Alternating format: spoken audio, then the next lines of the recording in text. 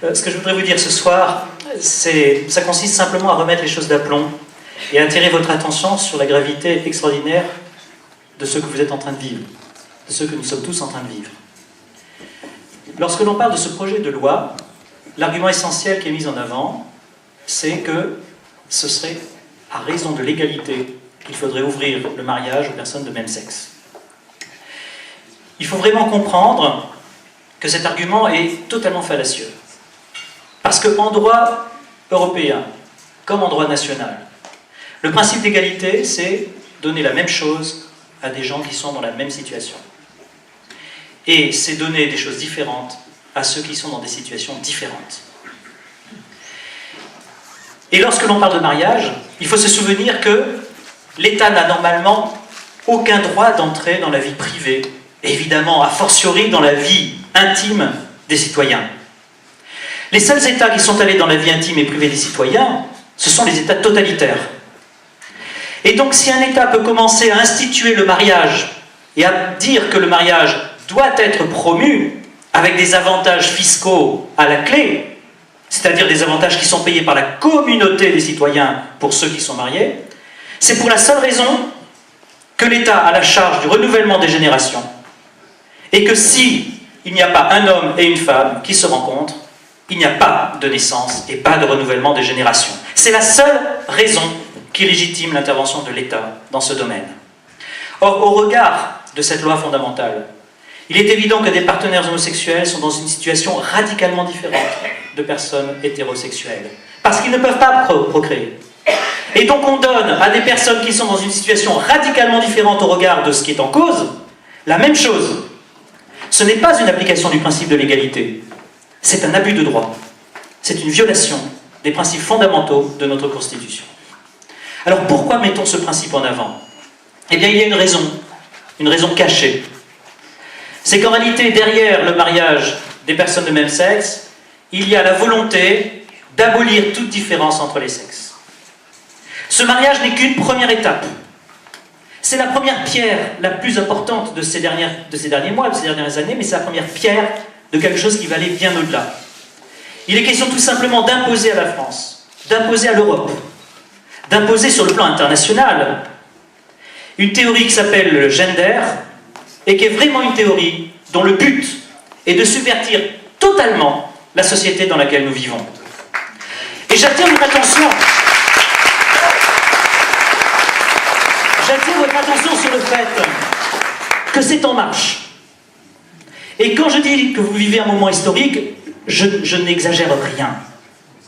Si vous regardez des films sur la Seconde Guerre mondiale, sur ce qui s'est passé au XXe siècle, en Union soviétique, avec la montée de ces deux totalitarismes infernaux, eh bien vous avez un sentiment que c'est déjà loin, surtout si vous êtes jeune. Ce sont des thèmes qu'on aborde dans des films. Mais aujourd'hui, ce ne sont pas dans des films que les thèmes sont abordés pour la révolution qui est en marche. Elle est aujourd'hui en marche ici. Et vous qui êtes dans cette salle, vous êtes des acteurs de l'histoire, comme les acteurs que vous voyez dans les films. Et pour vous, c'est réel, c'est sérieux. Et vous allez voir à quel point c'est grave. Quand on parle d'identité de genre, la première réaction des gens, c'est de dire c'est fumeux. Qui pourrait croire qu'une femme et un homme, c'est pareil?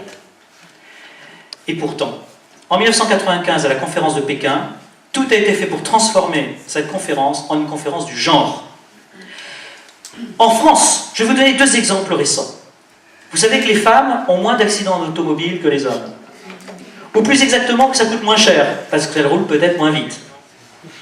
Et donc, jusqu'ici, il était acquis que les femmes pouvaient payer des cotisations d'assurance moins élevées que celles des hommes. Le 18 décembre 2012, un arrêté est sorti, à l'instigation du droit européen comme du droit national tel qu'il est promis aujourd'hui, disant que désormais, peu importe ce que font les femmes au volant, elles doivent payer la même chose que les hommes. Pour une raison très simple, c'est qu'il ne doit pas y avoir de différence entre elles et les hommes. Même si la nature montre qu'elles sont différentes, elles doivent être mises sur le même plan. Deuxième exemple, jusqu'en 2002, les femmes pouvaient prendre leur retraite à partir de 15 ans de travail et avec une jouissance immédiate. Une retraite proportionnelle, un tiers de leur retraite, mais tout de suite, comme les militaires. En 2002, la Cour de justice de l'Union européenne est intervenue au nom de l'identité de genre. Et elle a dit, c'est intolérable que ce soit réservé aux femmes. Il faut que les hommes, pères de 3 enfants et plus, aient le même avantage. Comme si le fait de porter 3 enfants et plus, c'était la même chose pour une femme que pour son mari de regarder sa femme les porter.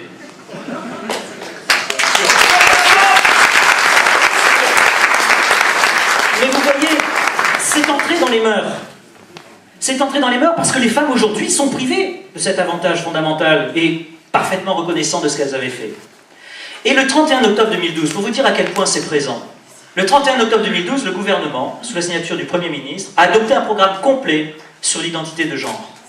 Un programme complet dont la presse n'a pas parlé. Dont la presse n'a pas parlé. Pourtant, si vous allez sur le site du ministère des Droits de la Femme de Madame Belkacem, vous allez trouver ce programme. Il vous suffit d'ouvrir Internet et de le télécharger. Alors que dit ce programme? Eh bien, tenez-vous bien. Il dit d'abord que cette identité de genre, c'est désormais un axe prioritaire de l'action gouvernementale. Que tous les domaines seront concernés. Les inspecteurs du travail l'incorporeront aux évaluations dans les entreprises. Il sera au cœur de la charte de l'égalité dans la fonction publique. Je ne fais que citer. Je ne fais que citer. Les partenaires sociaux l'incorporeront par avenant dans tous les accords sociaux qui seront désormais passés. La question sera à l'ordre du jour de la grande conférence sociale qui est prévue pour les prochains mois. Un module obligatoire sera ajouté pour les infirmiers dans la formation, pour la formation des médecins. Les maisons de retraite devront incorporer l'identité de genre, sans doute pour convaincre des personnes de 70 ans que, contrairement à ce qu'elles ont cru, elles ne sont pas forcément des hommes, alors qu'elles le croyaient, et pas forcément des femmes.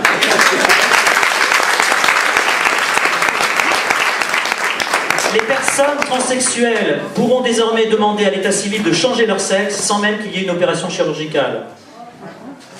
L'identité de genre sera enseignée dans les écoles maternelles. Et le 6 mars dernier, le Conseil des ministres a pris un communiqué sur les ABCD de l'égalité. Il s'agit dans les écoles maternelles, dans les écoles primaires, de convaincre les petites filles qu'elles ne sont pas forcément des petites filles et les petits garçons qui ne sont pas forcément des petits garçons.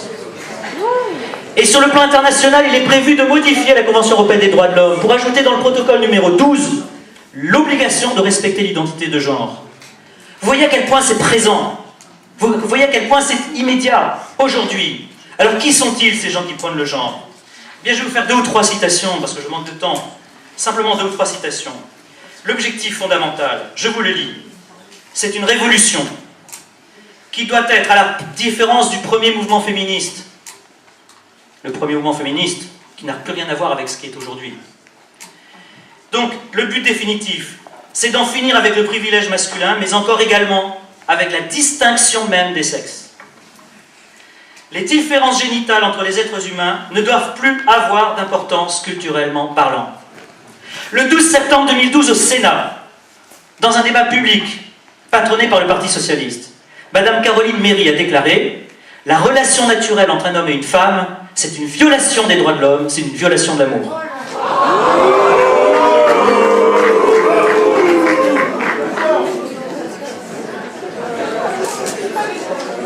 Je vais vous faire encore 2 citations. Que dit une militante LGBT du genre? Notre but, dit-elle, c'est d'en finir avec la division sexuelle du travail dans lequel la femme est mère. Nous ne voulons plus qu'on dise que les femmes sont mères. Nous ne voulons plus qu'il soit dit que les femmes sont destinées à porter des enfants. Il faut désormais que les hommes portent des enfants comme les femmes. Mais c'est dans les textes. Ce n'est pas moi qui l'invente. Autre citation. La suppression de la famille biologique. La suppression de la famille biologique fera aussi disparaître l'obligation de procéder à la répression sexuelle. L'homosexualité masculine, le lesbianisme, les relations sexuelles extramatrimoniales ne devront plus être considérées comme une alternative, comme quelque chose que l'on tolère. Il faudra, au lieu de cela, que même les catégories d'homosexualité et d'hétérosexualité soient abandonnées, l'institution même des relations sexuelles où l'homme et la femme exercent un rôle bien déterminé disparaîtra. L'humanité pourra enfin revenir à sa sexualité perverse polymorphe, dans lesquelles il n'y a plus aucune détermination de la femme et de l'homme en matière de procréation. Alors, vous allez me dire, mais ils sont fous.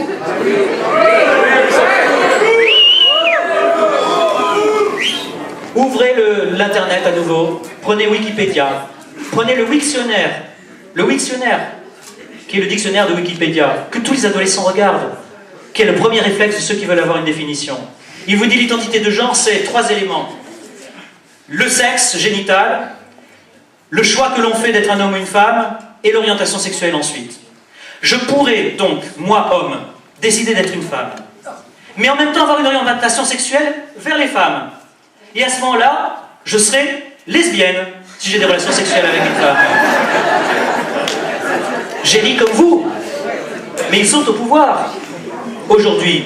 Parce que dans tous les cabinets ministériels se trouvent ces militants LGBT qui prônent cette théorie.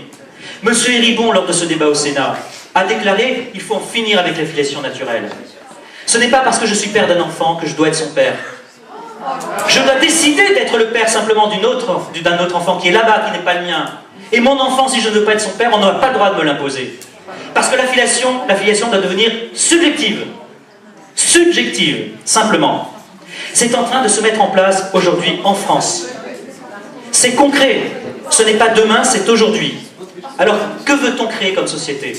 Et quelles sont les conséquences en 2 mots? Les conséquences, c'est une société qui est celle de George Orwell et d'Aldous Huxley dans Le meilleur des mondes, 1984, et bien pire. C'est une société dans laquelle on dit désormais il n'y a plus de raison de demander aux femmes de faire des enfants, c'est scandaleux. Il faut que les hommes fassent des enfants dans les mêmes conditions. Comment? Par la PMA et la GPA.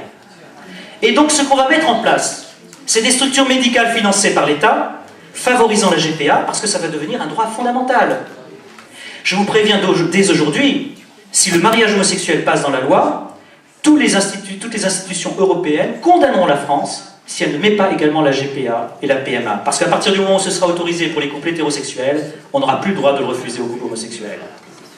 Alors la société, donc, c'est une société où il n'y a plus de rôle déterminé pour les femmes, et à partir du moment où on va mettre des structures très chères, qui vont coûter cher, et des structures de service public, eh bien il arrivera un moment où on dira aux femmes qui désirent avoir un enfant, mais dites madame, vous vous rendez compte que vous êtes en train de céder aux déterminismes sociaux, que vous êtes en train de céder aux stéréotypes les plus abjects. Vous vous rendez compte que votre attitude est une violation de la dignité humaine. Le fait que vous vouliez avoir un enfant naturellement, c'est un comble. Eh bien je vais vous dire, moi État, c'est un caprice de votre part. Alors votre enfant vous le ferez toute seule, sans soutien financier, parce que nous n'allons pas soutenir une femme qui continue à être dans les stéréotypes, en violation des droits fondamentaux de tous les êtres humains par ailleurs. C'est ça qu'on va vous dire. Et alors vous allez me dire, mais ce monsieur est fou, parce que personne ne peut là encore adhérer. J'écoutais à France Info il y a 3 jours un débat. Le débat c'était, faut-il faire des assistantes sexuelles des handicapés un service public? Vous l'avez entendu comme moi. Payer des femmes pour qu'elles aillent donner du plaisir sexuel à des handicapés, aux frais de l'État, aux frais du contribuable. Si on avait dit ça il y a 20 ans, on aurait hurlé de rire, d'horreur. Mais c'est en débat aujourd'hui. Donc vous riez aujourd'hui de ce que je suis en train de vous dire. Mais c'est dans la loi qui se prépare. Il va falloir donc se lever et dire non. Et vous savez, dans le passé, j'entendais tout à l'heure les familles divisées par le débat. À une époque, on disait l'affaire Dreyfus a divisé toutes les familles de France. Cette affaire de mariage homosexuel, qui n'est qu'une première étape, ça n'a rien à voir avec l'homosexualité à l'extrême, parce qu'en fait, ça va beaucoup plus loin. Donc quand on nous parle de l'homophobie, c'est absolument absurde. L'homophobie, désormais, c'est quoi dans l'esprit de ces gens-là? Vous êtes homophobe simplement si vous dites qu'une femme, c'est différent d'un homme. C'est ça, désormais, l'homophobie. Et vous irez en prison dans 20 ans, si vous ne bougez pas, simplement parce que vous direz qu'un homme, c'est différent d'une femme. Et donc, j'entendais ces familles divisées, et je me disais, oui, nous sommes face à une nouvelle affaire Dreyfus. Eh bien, écoutez, au nom de l'ensemble du collectif, ce soir, je crois que nous pouvons dire tous ensemble, nous accusons une petite minorité LGBT, présente dans les cabinets ministériels, de manipuler l'opinion et des hommes politiques trop crédules sur les véritables motivations qui sont les leurs. Nous accusons un certain nombre de médias d'empêcher leurs propres journalistes de parler, d'effectuer des pressions intolérables sur les journalistes pour les empêcher de dire la vérité, comme cela s'est fait en 2007 à propos du traité de Lisbonne, où brusquement tous les journalistes qui étaient contre sont devenus pour, parce que leur direction leur disait « vous n'avez pas le choix, ou vous dites que vous êtes pour, ou vous êtes licencié ». Nous accusons donc ces gens-là de faire des pressions intolérables. Nous accusons ces gens-là, financés par des grandes banques internationales, de faire tout ce leur possible pour subvertir, sans que cela se voie, les structures fondamentales de la société et de l'humanité. Eh bien, nous les accusons, et nous n'avons pas peur des mots, de trahison pure et simple de l'humanité.